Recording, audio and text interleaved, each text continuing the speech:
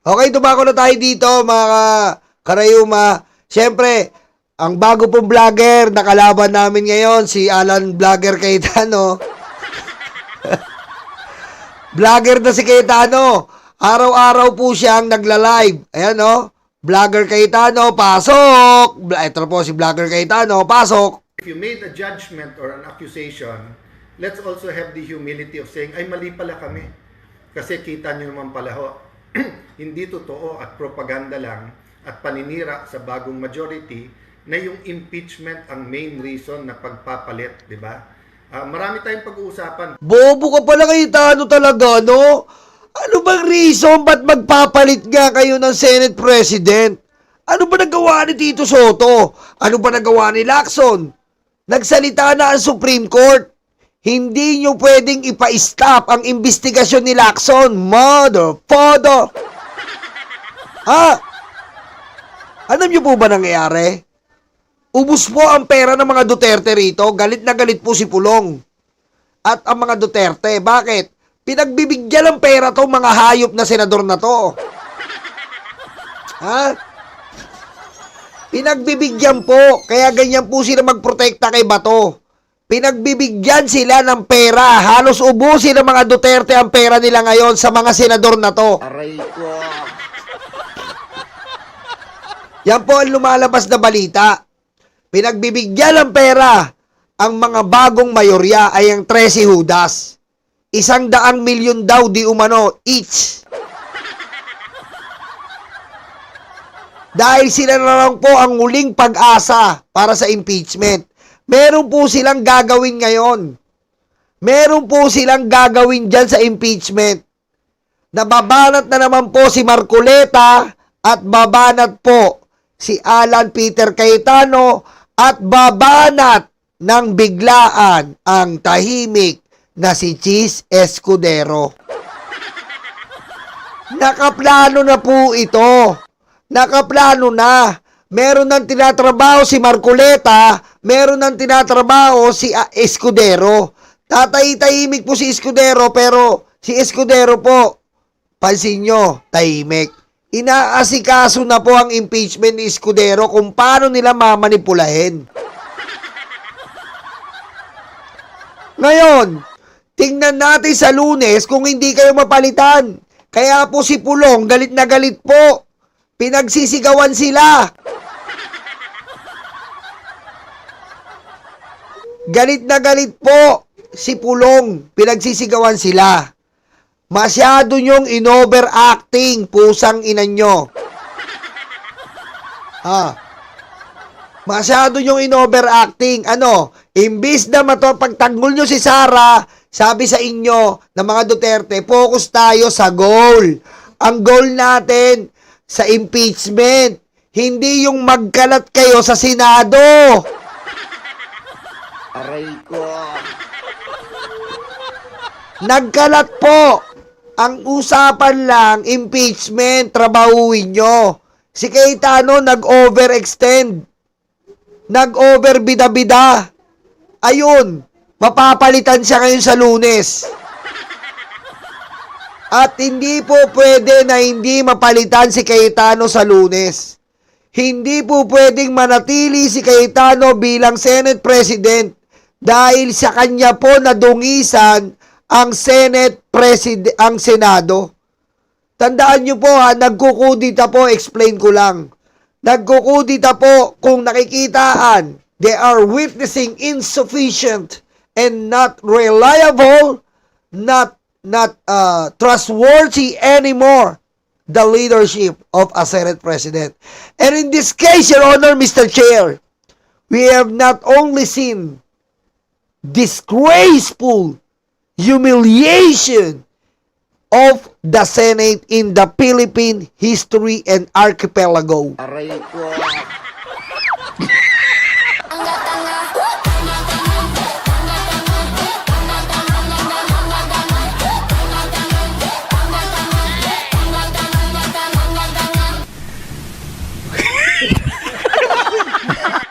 Tama si Marco Polo. Huwag mong hintayin. Batuhin ka ng laptop, tangina mo, Cayetano. Aray ko. Ha?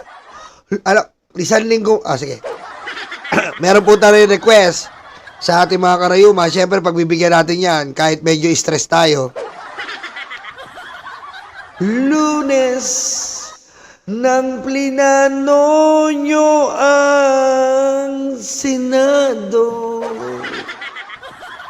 Martes, pinalusot nyo si Bato. Miyerkules, gumapang ka sa mga dutae. Huwebes, nagtagumpay din siya. Aray ko. Biyernes, putang ina, sobrang drama. Yung Senado daw ay under attack na. Sabado, ngayon yon puro vlog siya. At bukas ay linggo, 3 upload, magla-live yan siya. Okay, bilis ng iyong pagluklok. Yung pala ikaw ay sira tuktok. Hoy Cayetano, yung 10,000, akala ko ba ay tutuparin mo? Putang ina, nasan na masarap? Akala namin mahahagilap.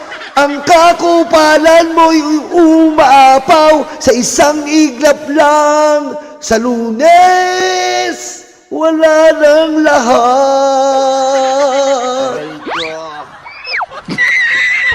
Hi friends and not friends and not friends.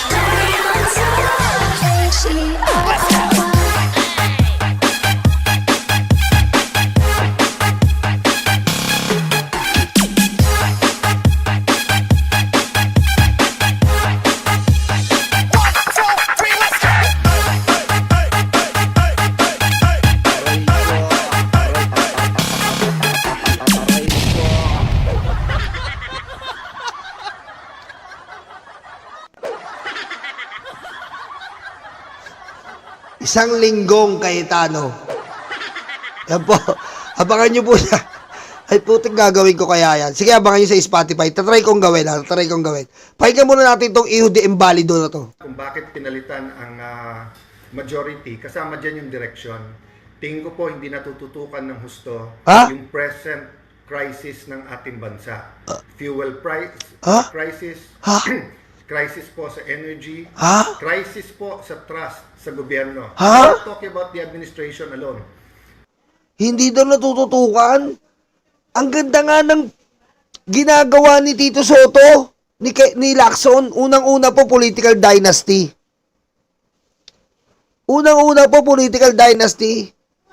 Mapapasa po yan. Pangalawa, ano po? Alam niyo po ba kung bakit din tinanggal si Soto? Kasi po, ayaw nilang pababain ang tatakbo na edad na presidente. Natatakot po si Sara Duterte kay Soto. Akala nyo hindi namin alam? Aray ko. Isa po yan sa kinatanggal ni Soto. Natatakot sila na bumaba po ang edad ng tatakbong presidente. At si Vico Soto po ay magiging eligible tumakbo. Kaya isa po yung sa factor na tinanggal nila si Soto. Anong sinasabi mo? Political dynasty. Pinatupad. Magandang budget. Hinarang ni Lacson. Sadyang tarantado ka, Cayetano, na gusto mong protektahan ng mga Duterte. Aray ko. Di ba? Hindi po tatakbo si Cousin Sandro. Nag-usap na kami. Kung tatakbo po si Sandro sa Senado, hindi po sa presidente. Di ba?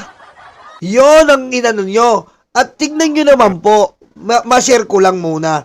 Tignan nyo po ang papalit kay Bam Aquino. Kung di ba naman po tayo nagnunuknukan ng kupal to si Cayetano, tignan nyo po.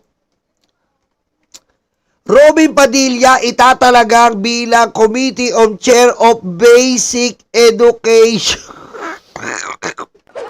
Aray ko.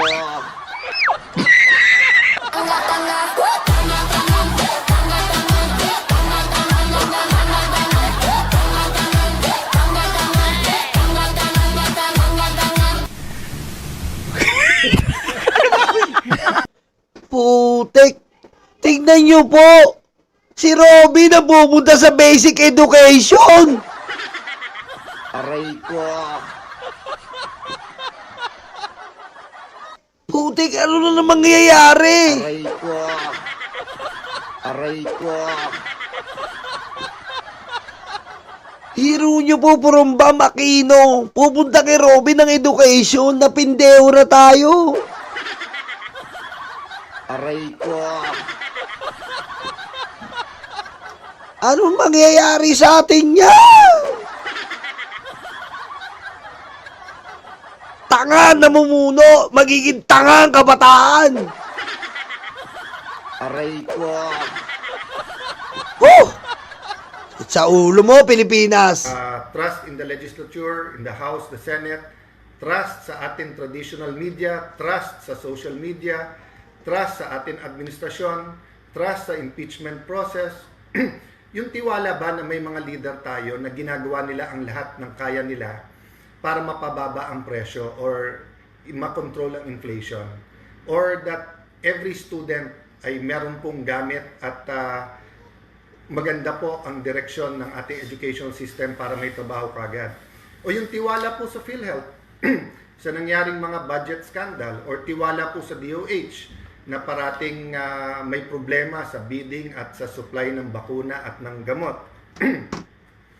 Tiwala ng ating OFWs ay nasa magandang kalagayan, or that we're doing everything for their safety and welfare. Oo, galingan mo na. Lunes, wala ka na.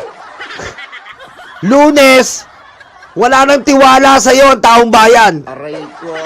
Galingan mo na, Cayetano. Galingan mo na.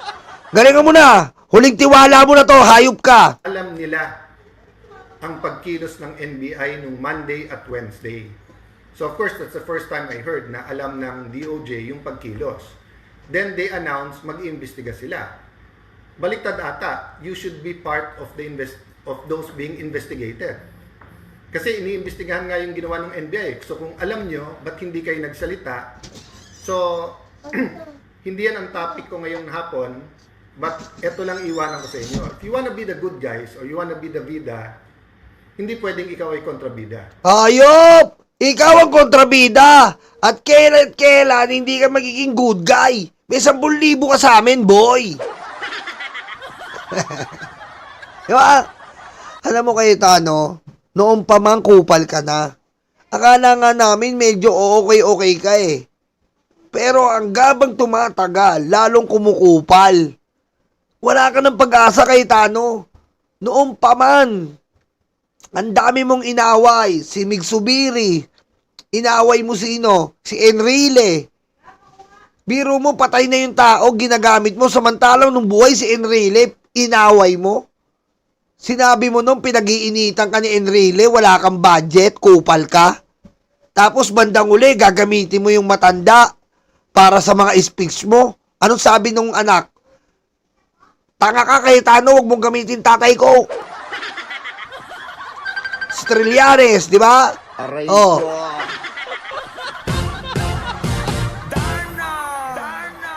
Okay? So, klaro yun. Hindi pwedeng sasabihin mo, mag-iimbestiga para malaman ang katotohanan, tapos ikaw pala yung dapat imbestigahan. That's precisely why I allowed the DILG and PNP, kasi hindi naman pwedeng Senate lang ang mag-iimbestiga. Dapat malaman din nila. But, one point lang, no, may napanood ako, I hope that wasn't AI. I know that reporter or news anchor sa isang radio station, tinanong niya si General Aberin, isang kilalang general with integrity na sa labas, tinanong na, Sir, kung ito ay isang residence at may warrant of arrest ka, sigurado pinasok nyo na yung residence na yon. Hindi nga department ng gobyerno ang Senado. Ito'y isang branch of government. There are 3 branches of government. Oh, Executive, Oh. legislative, oh, and judicial. oh, Sige nga, subukan nyo na armado kayo, pumunta kayo sa DOJ, oh. tapos paalisin kayo ng Lunes. Sabihin nyo, wala kayong agent doon. Balikan nyo ng Wednesday. Putang ina mo kay Tano, ang bobo mo. Eto ikaw na gumawa na ito eh. Meron 3 branches of government. Executive, judiciary, and legislative. Yung executive, hindi nagkakanlong ng kriminal. Aray ko. Siyempre, lalo na yung judiciary, hindi nagkakanlong ng kriminal. Aray ko. Ha? Eto kay Tano, malupit. Ang Senate, Aray ko. Aray ko. ha? Tingnan mo to, kay Tano. Tingnan mo to! Tumingin ka dito! Ang Senate, nagkakanlong ng kriminal. Aray ko. Kita mo to? Ito yung Senate. Aray ko. Ha? Yung Senate, nagkakanlong ng kriminal. Harboring a criminal. Obstruction of justice. Aray ko. Yun ang in-explain mo. Bakit mo tinatago si Bato? Bakit mo sinatel si Bato? Bakit mo pinapunta si Bato? Yun ang mga tanong na dapat mo sagutin. Yan ang sagutin mo. Sasabihin niya, nung hindi pumapasok. Nung hindi pumapasok, bawal na yon. Kagustuhan niyang hindi pumasok, may pumipigil ba sa kanya na hindi pumasok? Wala. Kagustuhan mo yon. Kagustuhan niya yon. Ngayon, para sa sarili mong kapritsyo, para sa sarili mong kapakinabangan, kinuha mo si Bato. Anong nangyari? Aarestuin, pinigilan mo. Yun tayo eh.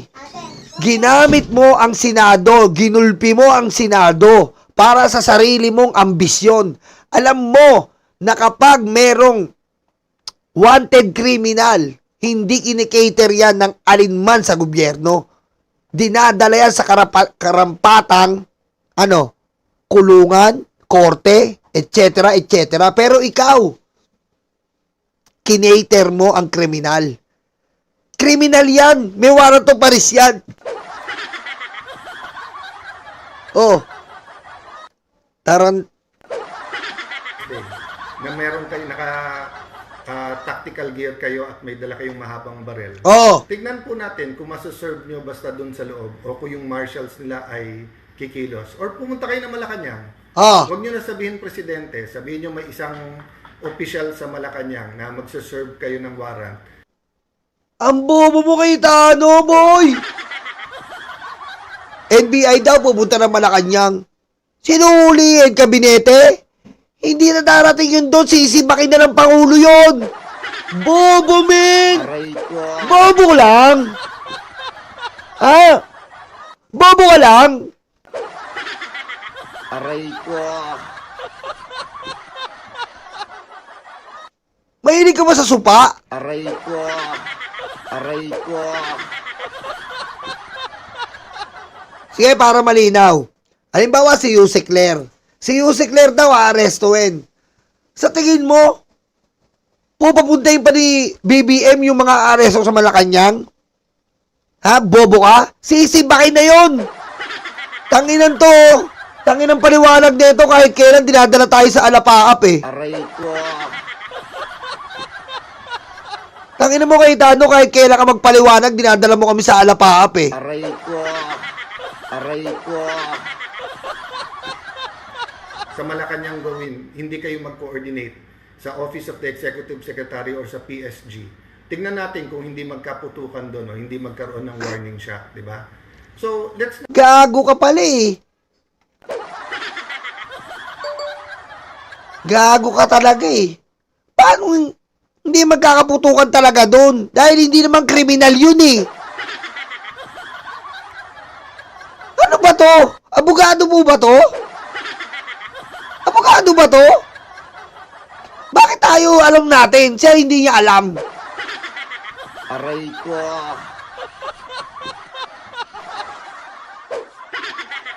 Not confuse the public. Di ba? So kung halimbawa yung isang senador who should act like an ordinary citizen, let's say, umorder ng pansit, yung uunahan niya. O yan na naman, dadali na naman tayo sa alapaat, umorder naman ng pansit. Pansit kanton na naman. Aray ko. Pansit kanton naman po, mga kababayan. Pansit kanton naman, pansit kanton, pansit kanton. O sige, sige, pansit daw. Sa restaurant or sa kalenderyang isang Oh. ordinary citizen, yun, valid sabihin yun na porque senador ka, uunahin ka. Hindi ba dapat just like an ordinary citizen, nakapila ka? Pwedeng sasabihin mo mag-serve ka ng warrant of arrest sa loob ng Senado, sasabihin mo this is like a private residence. Kunting aral-aral naman. Bobo ka pala eh. Ang usapan, pagtapos ng sesyon. Bobo! Oh, anong ginawa mo? Pagtapos ng sesyon, hindi kayo umalis. Oh, gumawa kayo ng aksena, sisirain nyo yung NBI. Kahit ano, na-react na namin kanina, yung radyo, body cam ng NBI. Wala ka ng lusot. Naririnig yun si Aplaska, unang nagpaputok. Nasa GSIS yung NBI. Wala na kayong lusot dito, boy. Ang tanging lusot mo na lang dito, umalis ka na. Umalis ka bilang Senate President. At kung matigas pa yung mukha mo, umalis ka na bilang senador. Aray ko. Ha? Inanto, pinapasabi mo sa buong Pilipinas, yung warrant of arrest, hindi dapat respetuhin? Pusang ina mo, anong klase ka? Ang warrant of arrest, kahit anong mangyari. Hindi respeto yan, kahit anong mangyari. Ha? Tsaka ang warrant of arrest, hindi yan na. Ba't di nyo sinabi may warrant of arrest? Sa makakita warrant of arrest, sasabihin mo? Aray ko. Oh, tignan mo, nung nalaman ni Bato may warrant of arrest, ano nangyari? Tumakas! Oh, yan ang mga DDS, bobo. O ngayon, nalaman nyo na kung bakit sinisikreto ang warrant of arrest. Kasi bobo kayo eh. Aray ko. Ang warrant of arrest, hindi sinasabi yan, tanga. Aray ko. Aray ko. Kinanginan to. Sila ang gumagawa ng batas, sila ang bobo sa batas. Apaka-basic po tayo, hindi naman po tayo hindi tayo abogado. Pero sa mga simple logic ng konstitusyon, may interpret natin eh. Ba't tayo na-interpret natin? May warrant of arrest. International warrant of arrest. Sasabihin naman nila, pwede naman litisin dito. Hindi nga dito nireklamo international. Dapat nag-TRO na ang Supreme Court. Basbasado ng Supreme Court to. Crime Against Humanity, RA 9851. Na kung anuman ang mga reklamo regarding international law ay valid dito. Lalong-lalo na ang crime against humanity. Genocide. Oh. Doon po nireklamo yan. Basbasado ng Supreme Court yan. Katarantaduhan na lang po ang ginagawa niya. At pangalawa, meron na po tayo ditong, meron na po tayo ditong presidents. Oh, yeah. Ha? Ayos ba? Ayos ba? Nag-aaro na tayo, upgrade ha. We have a precedence already, Your Honor. Aray ko. What is the precedence? The precedence. The Duterte Betlog Corduroy is in The Hague. Aray ko. So, Your Honor, Mr. Chair, therefore, we conclude that this is a follow-up case for the arrest of Rodrigo Roa Duterte. What is the follow-up case? This is the, what do you call it? The mastermind, core perpetrator. Diba? This is the mastermind, core perpetrator. Okay? Napaka-basic, men. Kahit pag tumbling-tumblingin mo eh. Alam mo eh. Diba? Basic, men. Aray ko. Napakabigat ng implication sa publiko kung tuturuan natin sila ng mali. It seems like a ordinary question, pero mabigat tong question na to, no? Same thing, kung sasabihin mo na, ba't ka magpapaputok dyan? Warning shot ba, ganyan? This is not an ordinary police situation in the street. We were on high alert the whole day. Wednesday, nakipaghabulan sa senador. We are a branch of government. And I'm not protecting any senator here. Tarantado, hindi mo the fact na Aling Cayetano, makinig ka sa akin, huwag mo naman kaming bobohin, ikaw ang bobo. The fact na hindi mo pinapakilos ang NBI, which is an executive branch, same branches of government na katulad nyo, may pinoprotektahan ka na, pusang ina mo. Same branches of government mo ang NBI, executive sila. Ginagago mo. Ginawa mong tanga. Hindi mo i-implement ang batas. May warrant of arrest, ikaw ang umaarang. Obstruction of justice ka, tarantula. Aray ko. Pwede naman kasi, andyan yung NBI. O, NBI, bahala na kayo. Di ba? NBI, bahala na kayo. May warrant of arrest, bahala na kayo. Kaya nga si Tito Sen, bahala kayo.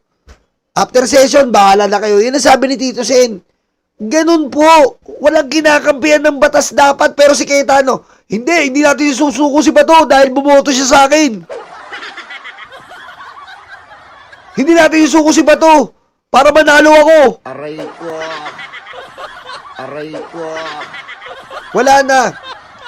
Wala na kayong pag-asa dito. Alam mo, Cayetano, kahit anong mangyari sa impeachment, yung galit ng taong bayan, in-script nyo, tapos mag-i-impeachment tayo, tatablayin nyo, yung pinaplano nyo ni Marcoleta, ni Escudero, ikaw, tatablayin nyo uli. Abay, nako, Cayetano, kung nakalusot kay Cheese sa inyo, nako po, delikado kayo dito. Delikado kayo. Putek, halos lahat ng netizen, tinatawanan kayo, Cayetano. Lahat kayo, Tracy Judas kayo. Aray ko. Alam, sabi ni Portillo Gignolo, ang mas malala ay walang bata sa Senado na nagpapaintulot sa isang taong may warrant na magtago. Wala, totoo yan. Wala po. At remember, ang Senado po, sila po ang gumagawa ng batas. Ha? Sila po ang upper house. Biro mo, upper house. 24 Republic nga ang tawag sa kanila eh. Ganon sila kalalakas eh. 24 Republic. Biro mo, 24 lang sila. Hindi nila masuheto ang dapat na masuheto. Hindi nila magawa ang tama na dapat ginagawang tama. 24 lang sila. Diba? 24 lang sila, hindi ang katulad ng 300 plus na congressman. Medyo mahihirapan ka pa. Pero 24 to putang inang yan. Anong ginawa? Tinatanga ang masa. Aray ko. Diba? We will know on Monday, putik nag-i-English to si J8 ah. We will know in Monday if the comrade Uncle Nyolo is going to come to a coup. I think so. Because the humiliation and the abuse of Alan Peter Cayetano, the people cannot stand anymore. So, the best thing to do is to step down. Because if Alan Peter Cayetano will not step down, the Senate will go to hell. Aray ko. Okay? We are not warning. We are not threatening the Senate. But if you do not going to resign or to resign in your post, the Filipino people will do it for you. Aray ko. Aray ko. Di ba? Wala na. Nagmamadali, wala na. Wala na talagang dignidad ng ano. Nung, sabi ko nga sa inyo eh. Naimasmasan ng taong bayan dahil kay Tito Soto. Nagkaroon ng dignidad. Simula ng umano yan, si Cayetano, wala na. We're protecting the integrity of the Senate, the integrity of our Philippine Constitution. This is not about men or women or politics. This is about laws. It is about our democracy. It is about our Constitution. Okay? So, my main complaint yesterday was that from the search for the truth, parang naging PR campaign. PR meaning public relations. Parang may narrative, counter-narrative, para bang rumble sa college na wala nang pakialam kung sino tama at mali. Basta't kung brad mo yon, doon ka nakakampi. So para bang may two sides of the narrative and then bahala na si Batman. Basta't ang importante yung narrative namin. Hindi po. That's why nung humingi kami ng tulong, unang-una hiningi namin every single person in the Senate ay ma-secure at masiguradong ligtas at hindi masaktan. Including of course the Senate media na tinutukan talaga yung mga nangyayari doon. Ang problema, parating pa lang si Secretary John Vic at saka ang NCR ang NCRPO nasa labas, but ang Chief PNP may nagsasabi na stage to. So meron ng narrative. And then may counter-narrative na. I did not give in to a counter-narrative. So tignan niyo po ang aming joint statement at pagharap sa press ni Secretary Remulla. Sinabi ko, hintayin yung investigasyon. Hindi ko binanggit yung word na NBI, although meron na kaming initial findings na NBI, because I didn't want to influence anyone. And I didn't want this to be a government versus government unless there is a hard evidence. No? So, if the past few days we've seen PR campaigns, public relation campaigns, let me talk to you this afternoon or this evening about a different PR campaign. Sana po the rest of the day today and tomorrow, especially tomorrow, which is a holy day for many religious people regardless of your faith. Ang PR campaign na aking pong propose ay Prayer and Reflection Campaign. Prayer and Reflection Campaign. So let me start with prayer. Naku, May mawawala ba ho? putik, magdadasalan na naman tayo ng demonyong to ah. If as a nation we pray. So, unang-unang prayer, di ba? To submit to God. God, we're imperfect. God, this is your country. Tangina naman, men, Ambassador of Jesus Christ, tigilan mo kami! Aray ko. Aray ko. Alam mo ba, Cayetano, sinasabi ko sa'yo, na kaya hindi ka pinaniniwalaan dyan sa pesteng putang ina ka na puro ka Diyos leche ka, ha? Ang tao nagsasabing siya'y maka-Diyos, yun ang demonyo! Patayin mo si BBM. No joke. Aray ko. Aray ko. Aray ko.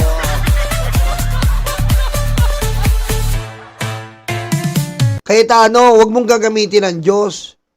Napaka-delicate, magkaroon ka ng delikadesa. Delikado yung ginagawa mo. Ang Diyos hindi laging ginagamit yan, boy.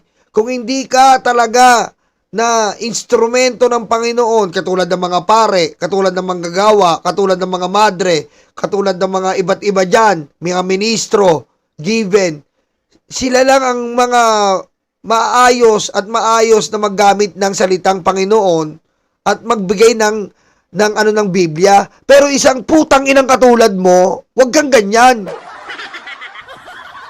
Ha? Wag kang ganyan, Cayetano. Parehas kay ni Joel Villanueva eh. Ha? Si Joel, pastor sa umaga na nga tumitira ng babae sa gabi. Aray ko.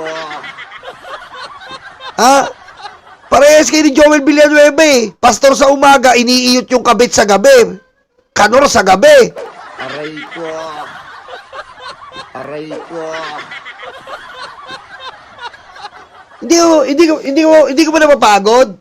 Ha? Sa umaga, senador ka. Sa gabi, vlogger ka. Sa hapon, Bible, ano ka pa? Pare. Aray ko. Di ba naman pagod? Sa umaga, ano ka pa, kayo? Ang dami mong ganap. Aray ko.